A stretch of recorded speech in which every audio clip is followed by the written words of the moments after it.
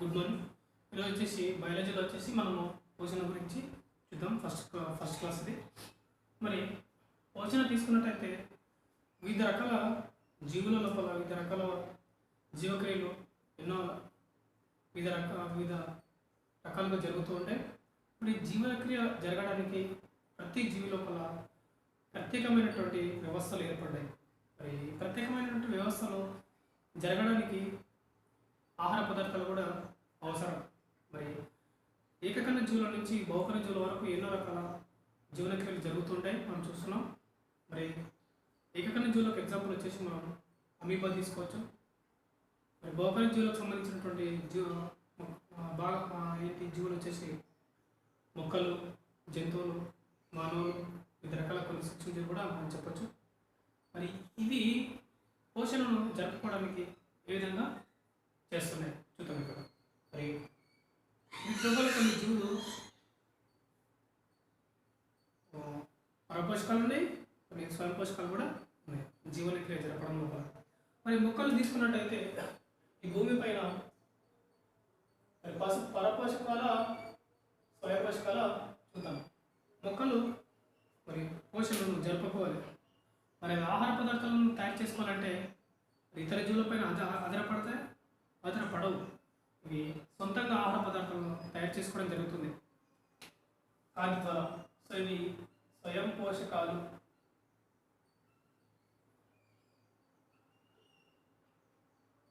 మరి పరపోషకాలు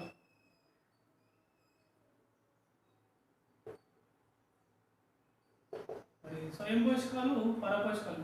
మరి స్వయం పోషకాలకు ఎగ్జాంపుల్ వచ్చేసి మొక్కలు, పరపోషకాల ఎగ్జాంపుల్ జంతువులు మరియు మానవులు మరియు ఇతర జీవులు. మొక్కలు మరియు కొన్ని శైవలాలు, నీలి యొక్క శైవలాలు కూడా వస్తాయి. ఎందుకు ఇవి స్వయం పోషకాలు అంటున్నాం? మొక్కలు కాంతి సమక్షం లోపల ఆహార పదార్థాలను సొంతంగా తయారు చేసుకోవడం జరుగుతుంది. చూద్దాం ఇక్కడ. మరి మొక్కలు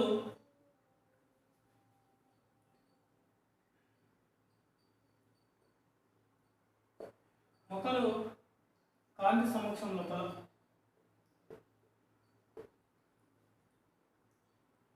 ఆహార పదార్థాలను అంటే పిండి పదార్థాలను తయారు చేసుకుంటాయి.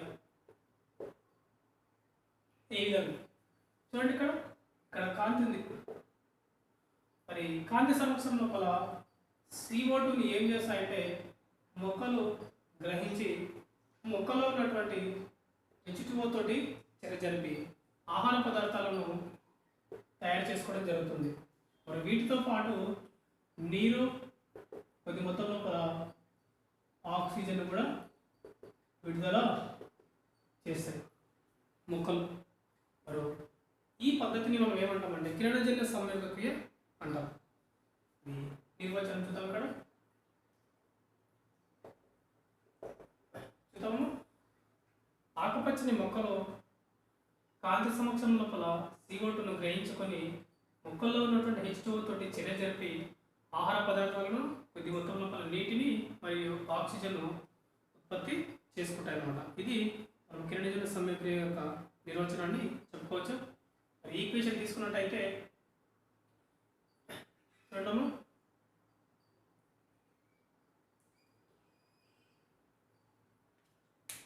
మనం ఈక్వేషన్ చూద్దాం. ఇక్కడ 6CO2 + 12H2O gives Kanthi by పత్రహరితం. మరి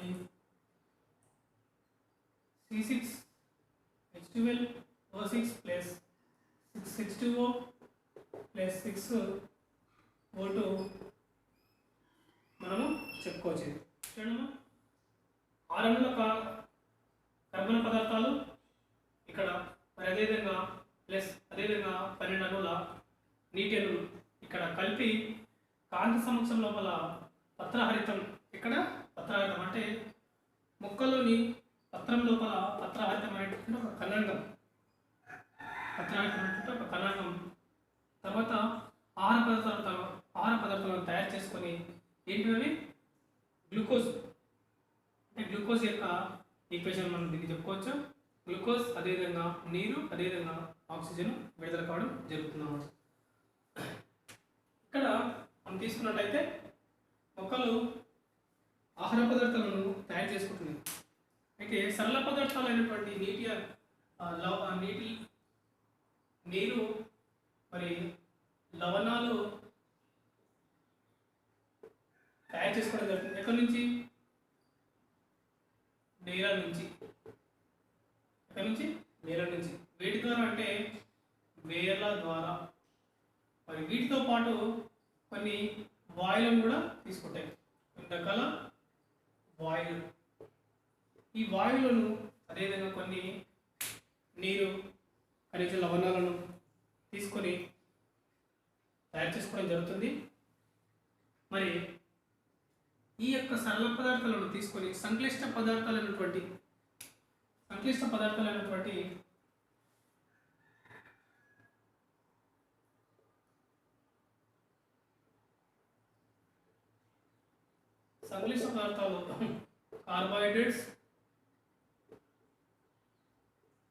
కార్బోహైడ్రేట్లు మరియు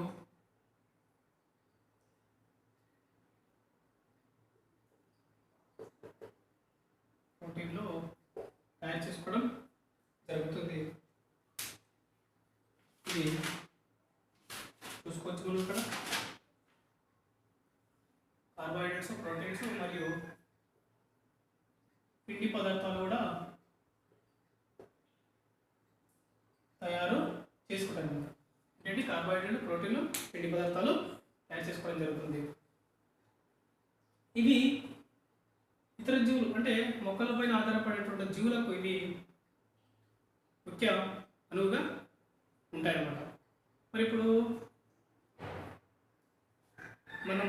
మనం వచ్చేసి మనం పరపోషకాలుగా చెప్పవచ్చు. ఎందుకంటే మనం మొక్కలపైన ఆధారపడతాం, అదేవిధంగా జంతువులపైన కూడా ఆధారపడతాం.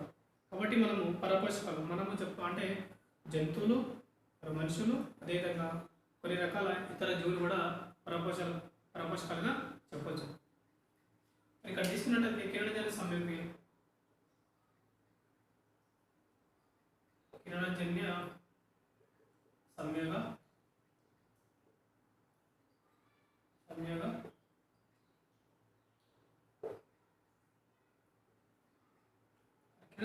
తీసుకున్నట్టయితే ఈ కిరణజన్య సంయోగక్రియ ఎక్కడ జరుగుతుంది?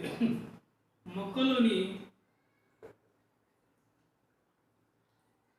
పత్రం లోపల జరుగుతుంది. మరి పత్రం లోపల ఎక్కడన్నా పత్రహరితం లోపల ఈ యొక్క కిరణజన్య సంయోగక్రియ జరుగుతుంది. ఇది ఆకుపచ్చ రంగు లోపల ఉంటుంది. ఆకుపచ్చ రంగులో ఉంటుంది. మరి కిరణజన్య సంయోగక్రియ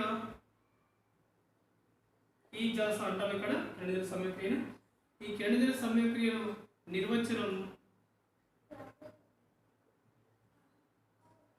నిర్వచించిన తర్వాత ఈ యొక్క ఈక్వేషన్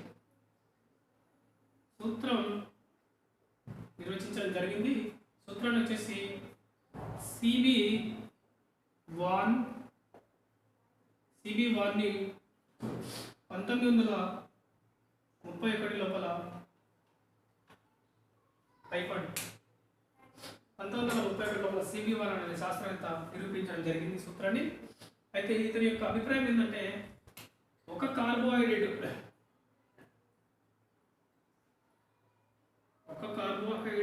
అణువు ఏర్పడడానికి ఒక కార్బోహైడ్రేట్ అణువు ఏర్పడడానికి ఒక కార్బన్ డైఆక్సైడ్ అణువు మరియు 2 అణువుల నీరు అవసరం. 2 అణువుల నీరు అవసరం. వీటితో పాటు ఇక్కడ నీటి అణువు నీటి అణువు మరియు ఆక్సిజన్ అణువు ఏర్పడుతుంది. నీటి అణువు మరియు ఆక్సిజన్ అణువు ఏర్పడుతుంది. ఇక్కడ మనం తీసుకోవాల్సినటువంటి టాపిక్. వీటితో పాటు ఇక్కడ మనం ఏం చెప్పుకోవచ్చు, ఇక్కడ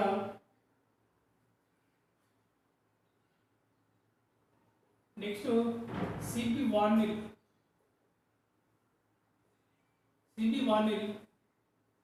పర్పుల్ సల్ఫర్ బ్యాక్టీరియా పైన ప్రయోగం చేయడం జరిగింది. కిరణజన్య సమయక్రియ జరిపేటటువంటి బ్యాక్టీరియా ఇది, దీనిపైన ప్రయోగం చేయడం జరిగింది సిబి వార్నిల్. అయితే ఇక్కడ మనం గుర్తించాల్సినటువంటి ముఖ్యాంశం ఏంటంటే, ఈ యొక్క బ్యాక్టీరియా కిరణజన్య సమయక్రియ జరుపును. దీనిపైన సిబి వార్నిల్ ప్రయోగం జరపడం జరిగింది. ఏంటంటే, ఈ బ్యాక్టీరియా కిరణజన్య సమయక్రియ జరుపుతున్నప్పుడు ఈ వార్నిల్ అనే శాస్త్రవేత్త ఈ H2O బదులు H2S వాయును ఉపయోగించడం జరిగింది. అప్పుడు ఈ యొక్క H2S వాయు నుంచి పర్పుల్ సల్ఫర్ బ్యాక్టీరియా సల్ఫర్ అనేటటువంటి వాయును విడుదల చేయడం జరిగింది. సల్ఫర్ అనేటటువంటి వాయును విడుదల చేయడం జరిగింది. అయితే దీన్ని ఉద్దేశంగా తీసుకొని మొక్కలు కూడా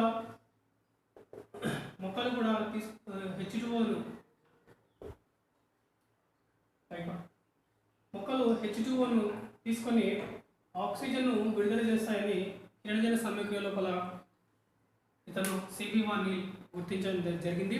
అదే దాని ఉద్దేశంగా తీసుకొని మనము ఇప్పుడు ఈ యొక్క సూత్రాన్ని మనము ఈక్వేషన్ ఉపయోగించడం జరుగుతుంది. సో ఇక్కడ తీసుకున్నట్టయితే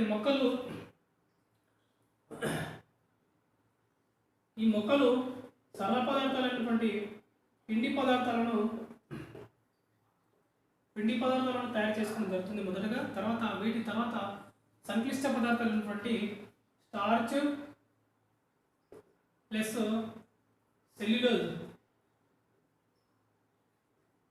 ఈ సెల్యులోజ్ అనేటటువంటి సంక్లిష్ట పదార్థాలను సంశ్లేషించబడతాయి. తర్వాత అంటే మొక్కలు మొదటగా సరళ పదార్థాలైనటువంటి పిండి పదార్థాలను తయారు చేసుకొని తర్వాత సంక్లిష్ట పదార్థాలైనటువంటి స్టార్చ్ సెల్యులోజ్ పదార్థాలను కూడా సంశ్లేషించబడడం జరుగుతుంది.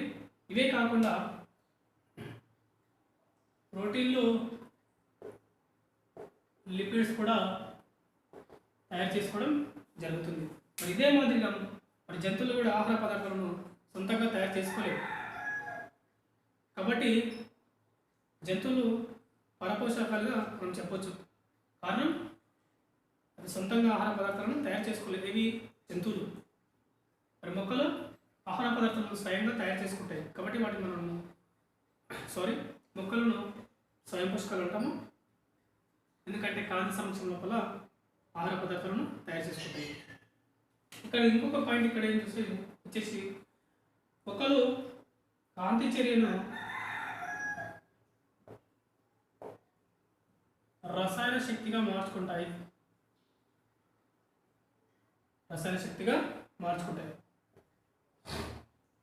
మొక్కలు కాంతి శక్తిని, అంటే ఇక్కడ కాంతి శక్తిని తీసుకొని రాసుకోండి. కాంతి శక్తిని రసాయన శక్తిగా మార్చుకొని ఆహార పదార్థాలను తయారు చేసుకోవడం జరుగుతుంది. ఇది మనకు ముఖ్యమైనటువంటి పాయింట్. మరి మొక్కలు కిరణజన్య సమయక్రియ ఎక్కడ జరుగుతుంది చెప్పారు? ఇక్కడ పత్రహరితం లోపల. మరి పత్రహరితం గురించి మనం చూద్దాం. ఇప్పుడు ఒకసారి స్క్రీన్ షాట్ కొట్టుకుంటే మనం తర్వాత చూసుకోవచ్చు. చూద్దాం ఒకసారి మొక్కలు స్వయం పోషకాలను, ఎందుకంటే ఇవి కాంతి సమక్షం లోపల స్వయంగా ఆహార పదార్థాలను తయారు చేసుకుంటాయి. కాబట్టి మనం స్వయం పోషకాలుగా చెప్పొచ్చు. పరపోషకాలు అంటే ఇవి ఇతర జీవులపైన ఆధారపడతాయి, సొంతంగా ఆహార పదార్థాలను తయారు చేసుకోలేవు. ఎగ్జాంపుల్ జంతువులు, మానవులు, ఇతర జీవులుగా మనం చెప్పొచ్చు. ఈక్వేషన్, ఇక్కడ నిర్వచనం, అదేవిధంగా సరళ పదార్థాలు అనేటువంటి నీరు, ఖనిజ లవణాలను నీళ్ళ నుంచి గ్రహించడం జరుగుతుంది. వాటితో పాటు కొన్ని వాయువులను కూడా. ఈ యొక్క సరళ పదార్థాల నుంచి సంక్లిష్ట పదార్థాలు అంటే కార్బోహైడ్రేట్స్, ప్రోటీన్లు, పిండి పదార్థాలను తయారు చేసుకొని ఈ మొక్కలపైన ఆధారపడేటటువంటి జీవులకు అనువుగా ఇవి ఉంటాయి. అదేవిధంగా మనకు ఇక్కడ క్రిజల్ సమీకరణ ఈక్వేషన్ CB1 1931 లోపల ఇన్వెంటెడ్ చేయడం జరిగింది. మరి ఒక కార్బోహైడ్రేట్ అణువు దీని యొక్క అభిప్రాయం ఏంటి? ఇక్కడ ఒక కార్బోహైడ్రేట్ అణువు ఏర్పడడానికి ఒక కార్బన్ డైఆక్సైడ్ అణువు, 2 అణువుల నీరు అవసరం. వీటితో పాటు మనకి ఇక్కడ ఏం ఏర్పడుతుందని చెప్పాను, నీటి అణువు, అదేవిధంగా ఆక్సిజన్ అణువు ఏర్పడతాయి. మరి మొక్కలు సరళ పదార్థాలైనటువంటి పిండి పదార్థాలను తయారు చేసుకోవడం జరుగుతుంది. వాటితో పాటు సంక్లిష్ట పదార్థాలైనటువంటి స్టార్చ్, సెల్యులోజ్ కూడా తయారు చేసుకుంటాయి. అవే కాకుండా ఇంకా ప్రోటీన్లు, లిపిడ్స్ కూడా తయారు చేసుకుంటాయి. మరి కాంతి శక్తిని రసాయన శక్తిగా మార్చుకొని ఆహార పదార్థాలను అంటే పిండి పదార్థాలను తయారు చేసుకోవడం జరుగుతుంది. మరి కిరణజన్య సమీకరణ ఎక్కడ జరుగుతుంది? మరి ఎన్ని విధాలుగా జరుగుతుంది? కాంతి చర్య ఎన్ని విధాలుగా జరుగుతుంది అనేది మనం చూద్దాం ఒకసారి.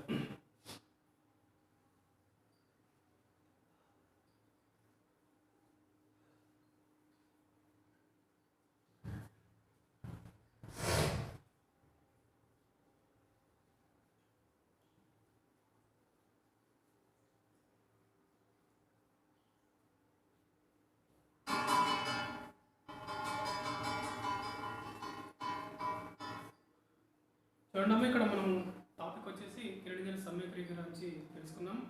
స్వయం పోషకాలు, పరపోషకాలు తెలుసుకున్నాం. మొక్కలు ఎటువంటి ఆహార పదార్థాలను తయారు చేసుకుంటాయని చెప్పాను.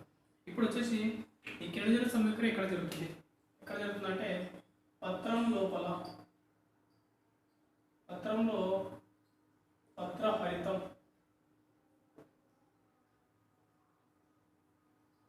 అంటే హరిత రేణువు అంటాం.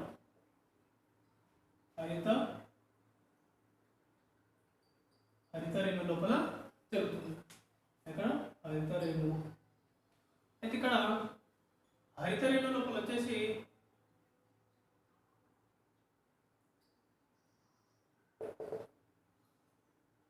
రెండు భాగాల లోపల జరుగుతుంది. మనం హరిత రేణువు గురించి ఒకసారి చూద్దాం.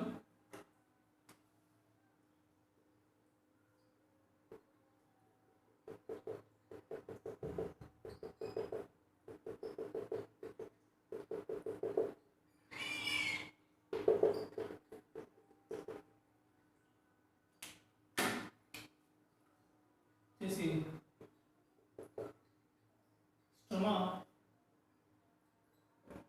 వచ్చేసి గ్రానం. చూడండి ఇక్కడ పిండి పదార్థాలు ఇవన్నీ. ఇప్పుడు కిరణజన్య సంయోగక్రియ లోపల జరిగేటటువంటి చర్య 2 రకాలుగా జరుగుతుంది. కాంతి చర్య అనేది ఒకటి కాంతి చర్య, 2 నిష్కాంతి చర్య. ఈ కాంతి చర్య వచ్చేసి పగటి సమయం లోపల జరుగుతుంది. పగటి సమయం. మరి నిష్కాంతి చర్య రాత్రి సమయం లోపల జరుగుతుంది. రాత్రి సమయం లోపల జరుగుతుంది. అయితే ఇక్కడ కాంతి చర్య ఎక్కడ జరుగుతుంది?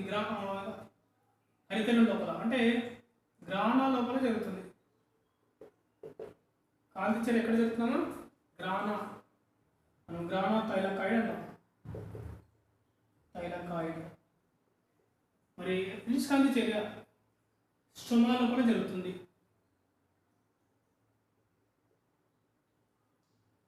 చాలా ఇంపార్టెంట్ అమ్మ. ఇక్కడ నిష్కాంతి చర్య ఎక్కడ జరుగుతుంది? హరితనం లోపల అంటే గ్రహణ తైలకాయిడ్ లోపల జరుగుతుంది. నిష్కాంతి చర్య ఇది రాత్రి సమయం లోపల జరుగుతుంది.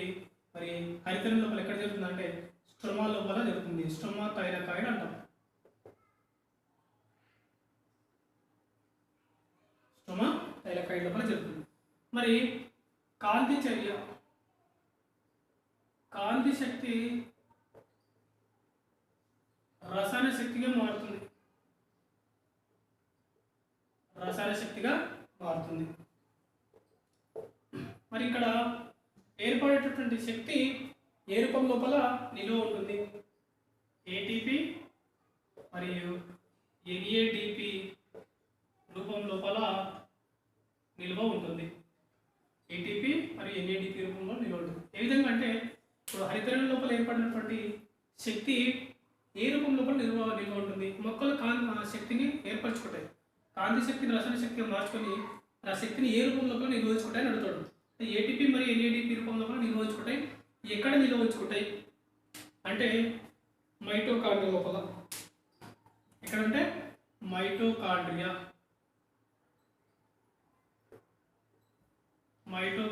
లోపల నిల్వచుకుంటామా గుర్తించుకోలే.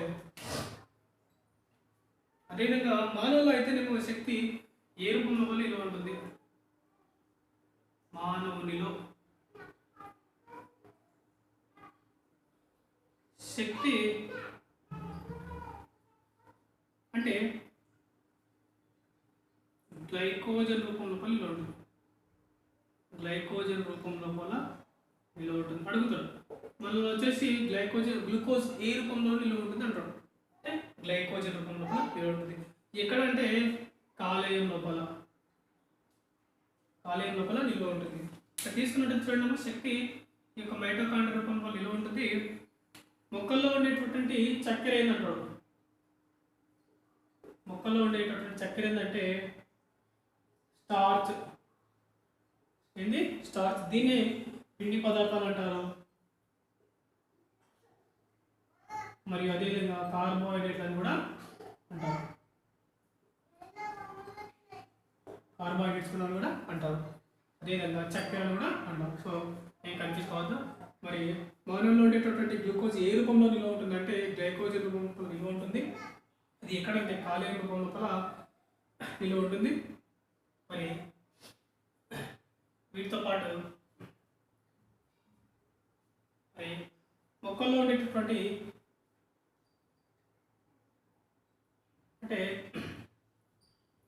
ఉండేటటువంటి మూలకం వచ్చేసి మెగ్నీషియం. ఇక్కడ మెగ్నీషియం అనేటటువంటి మూలకం. ఇది పత్రం లోపల ఉంటుంది ఈ మూలకం. అదేవిధంగా మానవుని రక్తంలో ఉండే మూలకం ఏంటంటే ఇక్కడ ఐరన్, ఎఫి. ఇదే మాదిరిగా మరి ఒక్క లోపల కూడా ఉంటుంది. మరి ఐరన్ వచ్చేసి బ్లడ్ లోపల ఉంటుంది. మరి మొక్కలో వచ్చేసి మెగ్నీషియం, మానవుని రక్తంలో వచ్చేసి ఐరన్ మూలకం ఉంటుంది. మరి మొక్కల్లో ఉండేటటువంటి మూలకం ఏంటంటే ఇక్కడ పత్రం లోపల. సో ఇది వచ్చేసి మెగ్నీషియం, ఇక్కడ మానవులో వచ్చేసి రక్తంలో ఐరన్ అనేటటువంటి మూలకం ఉంటుంది.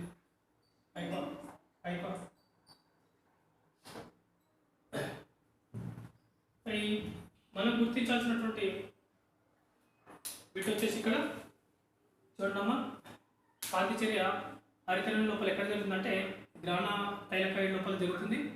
మరి నిష్కాంతి చర్య ఎక్కడ జరుగుతుంది అంటే స్టోమా లోపల జరుగుతుంది. నిష్కాంతి చర్య ఏ సమయం లోపల జరుగుతుంది అంటే రాత్రి సమయం లోపల. కాంతి చర్య పగటి సమయం లోపల.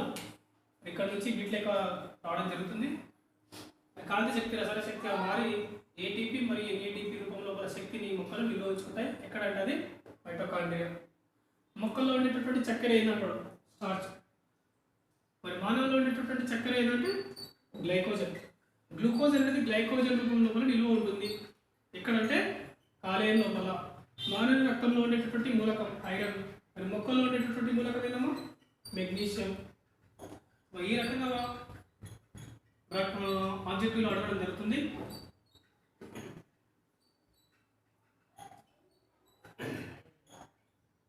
మరి మనం ఇక్కడ తీసుకున్నట్టయితే వీటి లోపల తైలకాయిడ్ అంటే కొన్ని వర్ణకాలు ఉంటాయి. అవి పైకోబిలియన్లో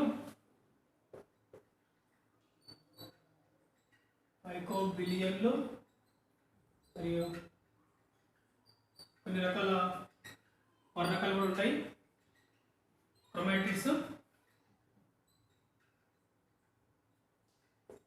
క్రోమాటిడ్లో పైకోబిలియన్లో అనేటటువంటి వర్ణకాలు ఉంటాయి.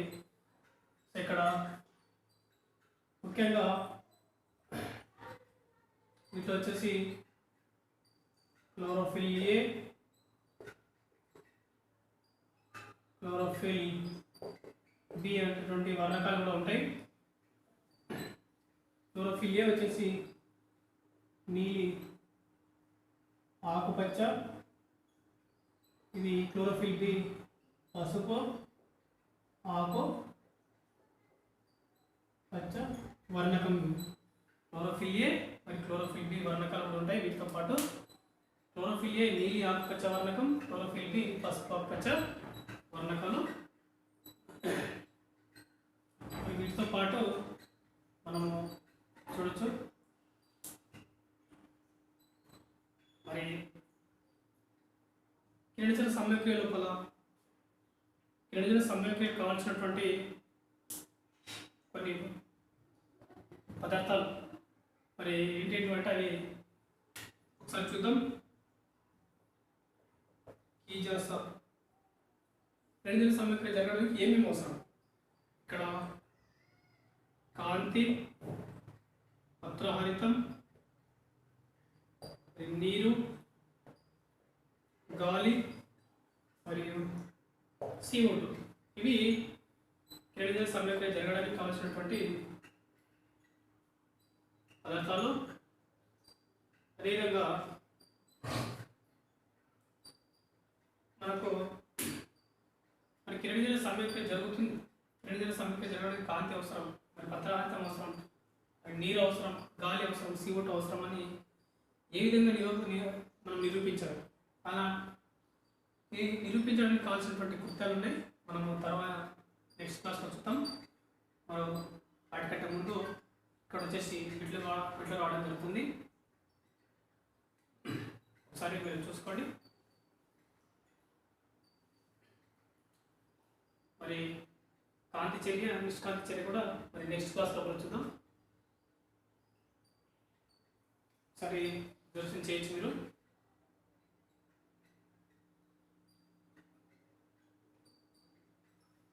మరి ఇక్కడ కిరణజన సంయోక్రియ జరిగినప్పుడు ఏర్పడేటటువంటి అంత్య పదార్థాలు ఏంటి? ATP మరియు NADP అంత్య పదార్థాలు ఏంటి? ATP మరియు NADP అనేది మనం గుర్తించవచ్చు. ATP అంటే adenosine triphosphate nicotine amide dinucleotide phosphate. చూడండి, ATP అంటే అడినోసిన్ ట్రైఫాస్ఫేట్, NADP అంటే nicotine amide dinucleotide phosphate. So మనం ఈ రకంగా చూడొచ్చు.